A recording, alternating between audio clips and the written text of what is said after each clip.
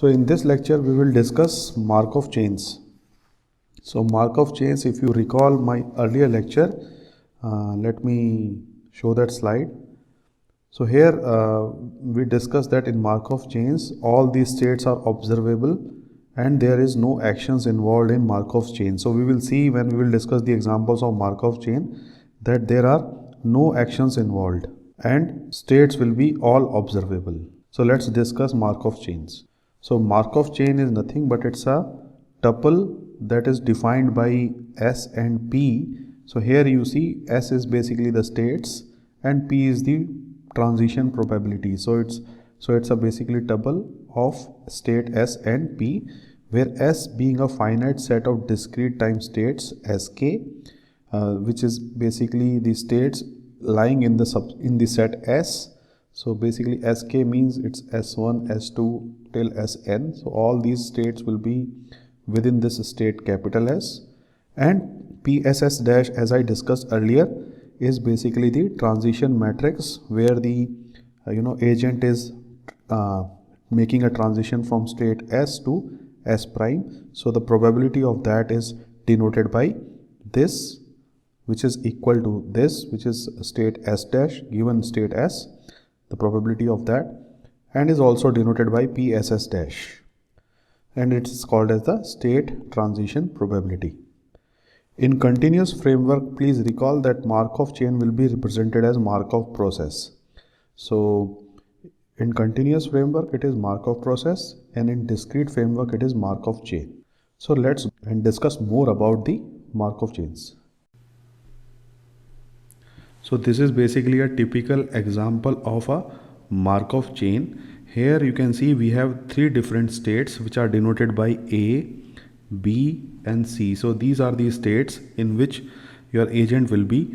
So it can be either in state A or in state B or in state C. So they are denoted, all these states are basically denoted by a circle with the namings inside denoting the state number.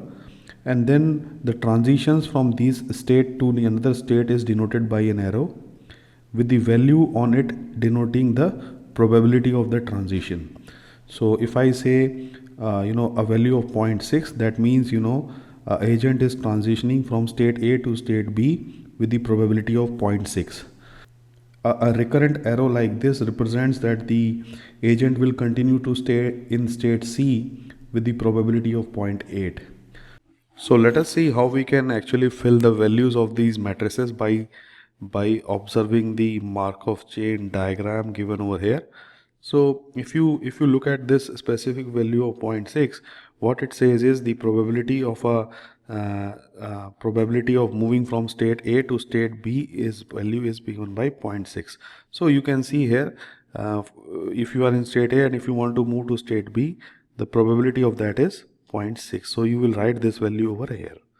Similarly, you can see that the probability of an agent in state B and the probability of transition that the agent will make from state B to state B itself is 0. What it means is that there is no recurrent path here. So there is no value given over here, so its value will be taken as 0 over here. Whereas in case of state C, the probability of the agent to remain in state C, that is, it moves from state C and remains in state C, the value of that is 0.8. So here you can see there is a recurrent arrow given over here which continuously gives you a probability of 0.8 to remain in state C. So that value is given over here. So you can see all these values are self-explanatory. You can easily fill the state transition probability matrix by observing the Markov chain diagram which is given over here. So you can see here that we have all these states available, that is A, B and C. There are no hidden states, and the second thing is there is no action involved. So this is what we started out our discussion with, that is in Markov chains there will be no actions. So you can see no actions are involved and they are not stated in this diagram, whereas the states are given and they are completely observable. So this is the characteristics of the Markov chain process. So let's discuss another important thing, which is basically the Chapman Kolmogorov equation, which actually gives you the steady state behavior of the Markov chains. So it will give you an idea that how this Markov chain will behave when it reaches the steady state value. So we can mathematically actually calculate how the Markov chain behaves over time. So that can be done by calculating the probability of being in a state as t plus m. So here you can see m is the index which is ahead of time t. So it can be s of t plus 1, it can be s of t plus 2, or it can be s of t plus 3. So basically you are ahead of time t by plus 1, plus 2, plus 3. So we are actually generalizing it with the value of m. So basically it is giving you a probability of being in state s of t plus 1 at time step t plus m, where m is running from 1, 2, 3 till whatever value you want to.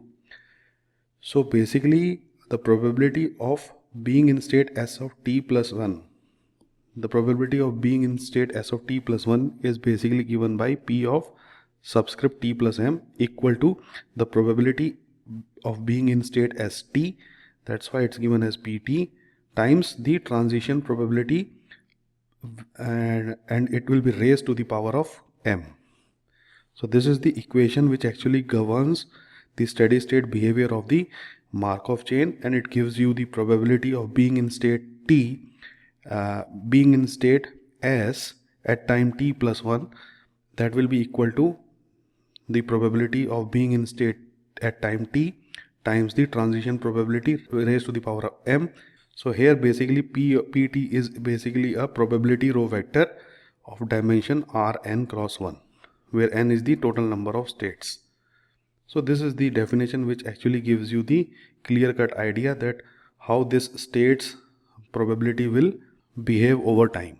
So if you run m tends to infinity, so basically if you want at infinite value that what will be the probability of being in a state s after infinite interval of time, then the following equation which is given over here will reduce to this. So this basically gives you the clear-cut idea that the probability of being in a steady state that is at m equal to infinite time will be given by this equation. So solving this equation, which we will do in the coming slides, will give you insights into which state the Markov chain are visiting in the long run. So it will give you an insight that which states are mostly visited in the long run, where long run means you are actually going towards infinity time.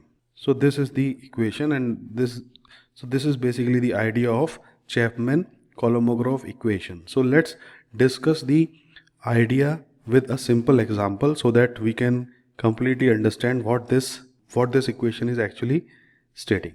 So let's take this example. It's a very simple Markov chain with two states, that is S0 and S1, and let us see what will be the probability of these states, that is P of S0 and P of S1, as the time progress. So it will give you an insight that which state is most probable and in the long run. So let's discuss this example. So here if you want to write the state transition probability, which is P of SS prime, it can be written simply like this. So now I think you can easily write this state transition probability. You can easily fill in these values of state transition probability.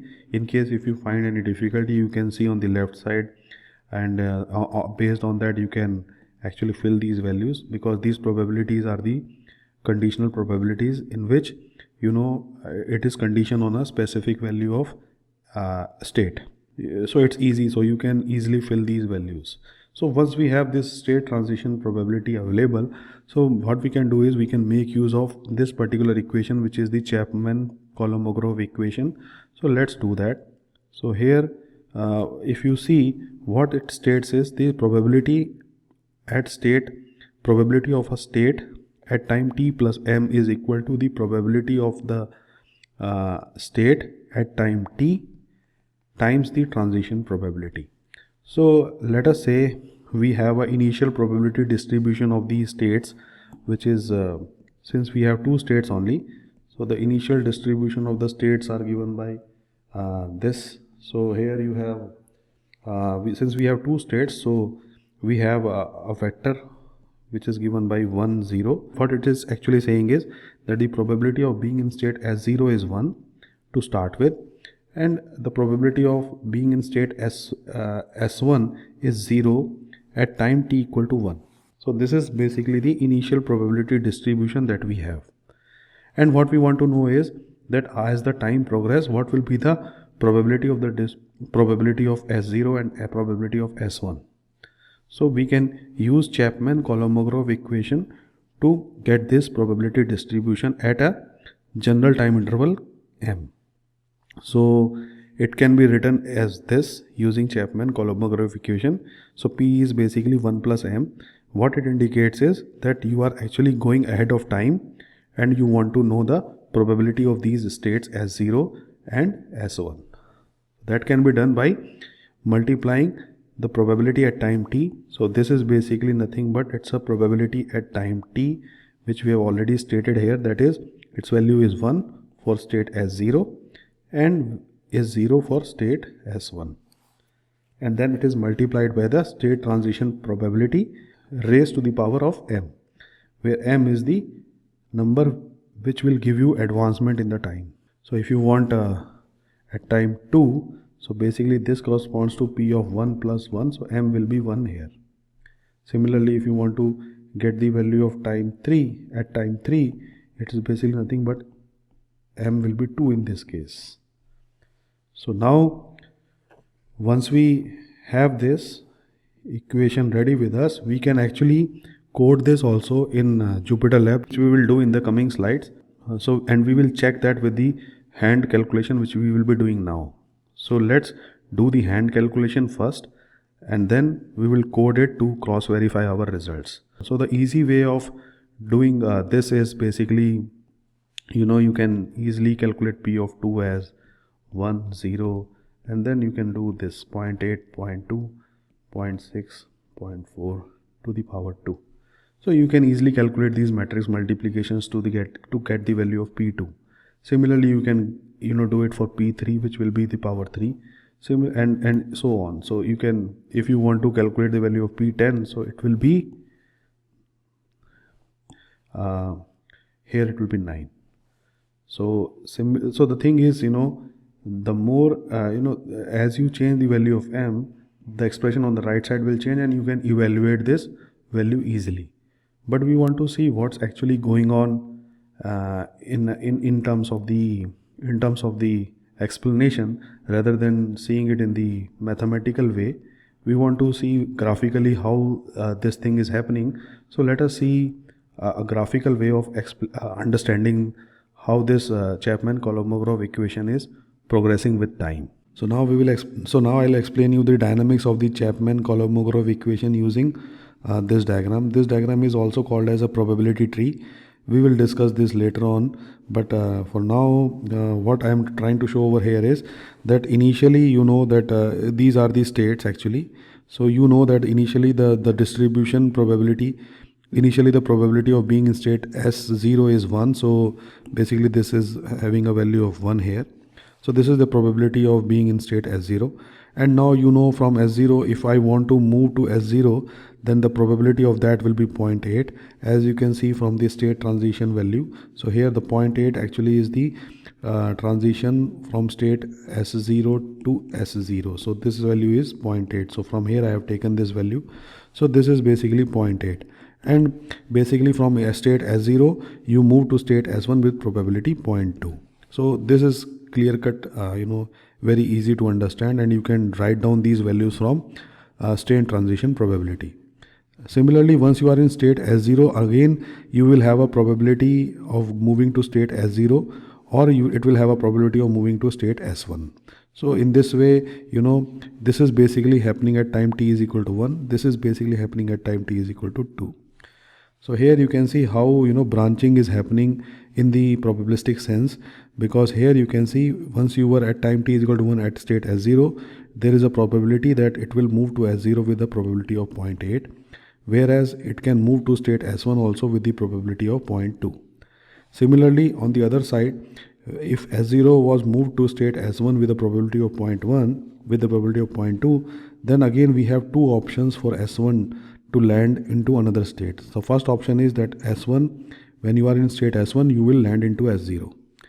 And the value of that is 0.6. You can see it from this state transition probability value, which gives you, indication that probability of being in state S0 when you were in state S1, that value is given by 0.6. So we are noting down that value here. Similarly, when you were in state S1 and if you remain in state S1, for that value will be 0.4. So this is basically happening at time t is equal to 2. Similarly, at time t is equal to 3, you can actually calculate this diagram again, and you can note down all these values which I have written here. So all these values are transition probabilities which are already indicated in the probability transition matrix.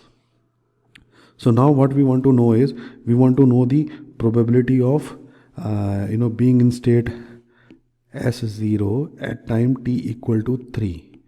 So this is basically what we want to calculate, which is actually nothing but probability of t plus 2 equal to 1, 0, and then you have a state transition matrix to the power of 2. So whatever value that you will get from here is the same value that you will get by adding these values. So we will add this value, we will add this value, we will add this value, add this value to get to the final value, which is 0.0752. We will see in the coding example that how the value of P of 3, which we will calculate using Chapman-Kolmogorov equation, is equal to the value of 0.752, which is the probability of being in state S0 at time t equal to 3. So this gives you an overall idea that how Chapman-Kolmogorov equation actually propagates with respect to time. So you can see you will have multiple branches opening up as the time progress. Please note, I have given you this example just to open up the intuition and open up your way of visualizing the problem, because these type of branches and these type of probabilistic trees will be coming more as we will go in more details in understanding the reinforcement learning lectures, because these branches and these trees of these probabilistic trees are the foundations of understanding the Bellman equation. So we will go into more details in how to understand Bellman equations using these probabilistic trees. But for now, I hope you understand that we can easily calculate the probabilities for any time interval by just propagating these branches further. So the important part here is that you have to actually, in order to get the value of a particular state at time t, you have to actually add all the probability values in the vertical direction. So at time t equal to 3, you will draw a box like this, and you have to add all the values of probability for being in a state as 0. Similarly, if you want to calculate the probability of being in state S1 at time t equal to 3, you have to add all the probability values which you will calculate at this point, at this point, at this point, and at this point. And these values which are given over here are calculated by multiplying across the time interval. So this value is nothing but actually the multiplication of 0.8 with 0.8 with again 0.8. So these things are important. So in order to calculate this value, it is nothing but 0.8 times 0.2 times 0.6. So you will get this value of 0.096. So when you want to calculate a probability of being in state as 0 at a specific time interval t, then you have to add up all the values. But for a specific state as 0, the probability is calculated by multiplying across all the time intervals in which the state was. So this is actually for the distribution where you have initial probability distribution given as 1, 0. But in case if you have a probability distribution which is initially given as 0.5, 0.5, so let's discuss that case also and see how this probabilistic tree or this probability tree will change. So as discussed, so now if the probability distribution changes to 0.5, 0.5, then what it means is that the probability of being in state S0 is 0.5 now, and the probability of being in state S1 is also 0.5. Earlier it was 1 comma 0, so things were a bit different. But now if this is the situation, so in this situation what will happen is you will have this S0 state to start with, but now the probability of to start with this state S0 is 0.5, and from here your tree will start progressing. So it will be S0 to S0 can end up in S0 or it will end up in S1. Similarly, S0 again will end up in S0 or it will end up in S1, whereas S1 will end up in S0 and either it will end up in S1 itself. And you can further move this probabilistic tree down towards the different time intervals. So this is basically a time interval 1, this is a time interval 2, and similarly you will have multiple nodes going out in this particular branch at time t equal to 3. So this is the case when your S0 has a probability of 0.5. But now you remember that S1 is also now having a probability of 0.5. So in that case you have a S1 node also, and its value will be 0.5 here, and you have to draw the same nodes as it was done earlier. So S1 will end up in either S0 here, or it will end up in S1. And similarly from here again there will be two possibilities of either ending in S0 or S1. Similarly for S1 there will be two possibilities of either ending in S0 or S1, and you continue to do this for the time interval in which you are interested. So here it is actually a time t equal to 1, here time t is equal to 2. Similarly this particular scenario will be for time t equal to 3. So if you want to calculate the probability of S0 at time t equal to 1, so that will be actually equal to the 0.5 times the transition probability that you will have here. Whatever you multiply that, you will get some value over here. So you add this value with the value that you will get over here, where you will have 0.5 multiplied with the transition probability of moving from S1 to S0. So if you get a value of A, let us say here, and a B here, then the probability of being in S0 at time t equal to 1 will be A plus B. Similarly, you can actually calculate for different states at different time intervals. But now the important thing is you have two branches, or you have two trees actually. So first tree is this, second tree is this. So in this way, in order to calculate the probability of any state, you have to actually look for both the trees, the upper tree as well as the lower tree. Note that in earlier situation we did not had this tree because the probability of starting from state S1 was 0 at that time. That's why this tree was not there. But now because we have different probabilities for S0 and S1, that's why both trees will be there, and you have to actually get the value of S0 specifically by evaluating from both the trees. So now if in case you have a probability, let us say 0.8 comma 0.2 type of stuff, then I think then also you can easily calculate the value of S0 and S1 in any specific time interval t. And you will note that once you calculate through these hand calculations, you will get the same results if you try to do it through coding this Chapman-Kolmogorov equation. So in the next slide, I will try to implement this equation on Google Colab, and let's see whether we get the same results or not. So this is basically the Python implementation of Chapman-Kolmogorov equation. So we will discuss what this is, like how it is implemented. So basically the first equation is very simple. It's importing the numpy as np. This is quite standard in Python programming, so I think most of you will be knowing it. And then what we are doing is we are actually defining a transition matrix denoted by p underscore ss.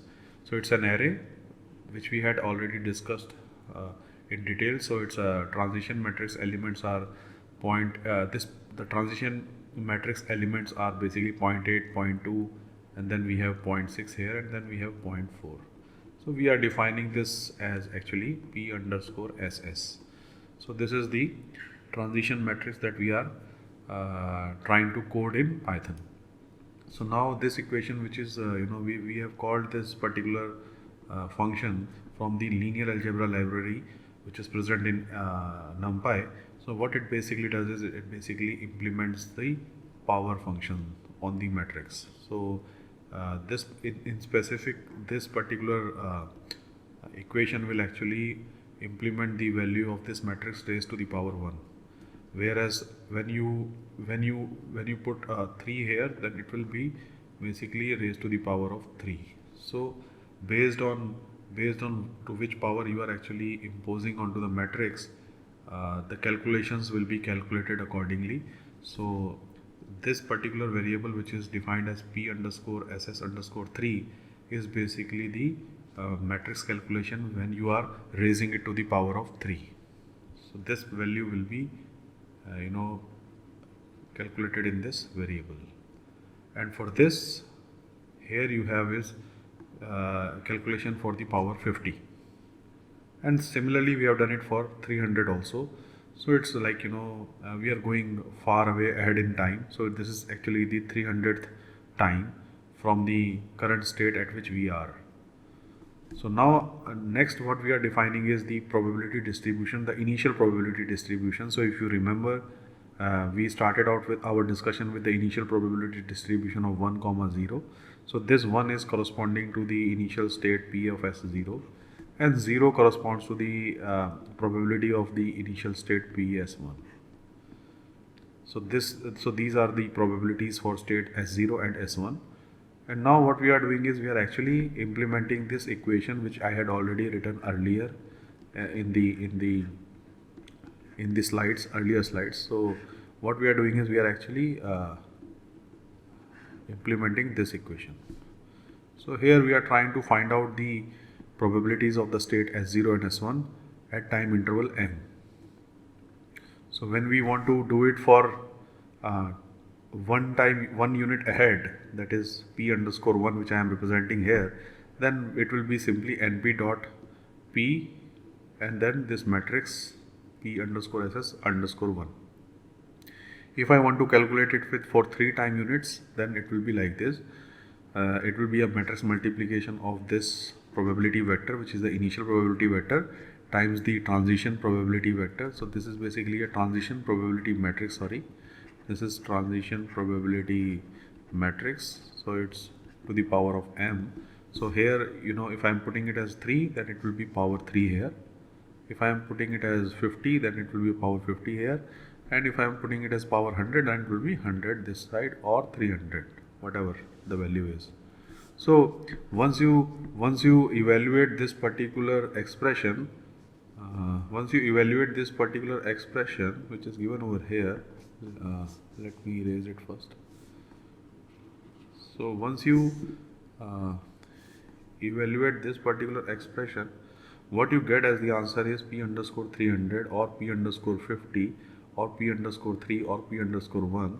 They are basically the probabilities of the state S0 and state S1 at time t is equal to 1, t is equal to 3, t is equal to 50 and t is equal to 300. So all of them are actually stored in P underscore 1, P underscore 3, P underscore 50 and P underscore 300. So let us try to implement this. So let me do that here. So this is basically a simple importing of the libraries. This is the transition matrix. So as you can see here, we have 0.8, 0.2, 0.6 and 0.4, which is the transition probabilities. Now we are actually calculating the power of these matrices. So this is the simple one, because you are raising it to the power 1, so obviously you will get the same probability matrix. Then you are raising it to the power of 3, you will get this matrix. Now you are raising it to power 50, you will get this, and once you raise it to the power of 300, you will get this matrix. So once you have this, so you know that basically now you have this initial distribution which is available to you. So this we have already evaluated. Now we will calculate the distributions, the probability distributions for different time units. So you can see here, like for example, we calculated it for p underscore 3, that is the probability of S0 at time t equal to 3. So if you recall my earlier slide where I had calculated that value, from you can cross check from that slide that the value is 0.752, which we had already calculated, and you can also calculate it for the other part, that is probability of S1, and this is for probability underscore 300 means the p underscore 300 means basically you are calculating the probability of these states at time interval 300. So these are the values that you will get once you implement this Chapman-Kolmogorov equation to determine the probabilities of these states at different time intervals. Now if I change the initial probability distribution to 0.5 and 0.5, so let us see what results we will get. So once you enter this and once you execute this, so you will get these answers here. So you can yourself also calculate these values, but remember the probability tree will be different in this case because the probability here is 0.5 and 0.5, so two probability trees will come here, whereas in the earlier case it was only one probability tree. So you can calculate yourself the probability of S0 at time interval 3 will be 0.748, whereas at time probability of S1 is 0.252. But one thing which is very important to note here is, let me erase these here. So the important thing that I want to make a comment on here is, like, if you go ahead of time to a very large extent. So for example, right now we are considering time t equal to 300. So you can see the values are actually coming out to be the same. So here, whether you had an initial probability distribution of 1 comma 0 or you had an initial probability distribution of 0.5 comma 0.5, in either of the cases the probability of these states S0 and S1 after a long time settles down to the same value. So it's reaching the final value independent of the initial distribution. So this is important point that we have observed by simulating this Chapman-Kolmogorov equation using this program. You will also understand that if we try to find out this observation through hand calculation, it will be difficult for us to do. So this is indeed a very important observation that has to be always kept in mind. So that's for it today. In the next lecture, we will go into more details into some other topics of reinforcement learning. Thank you.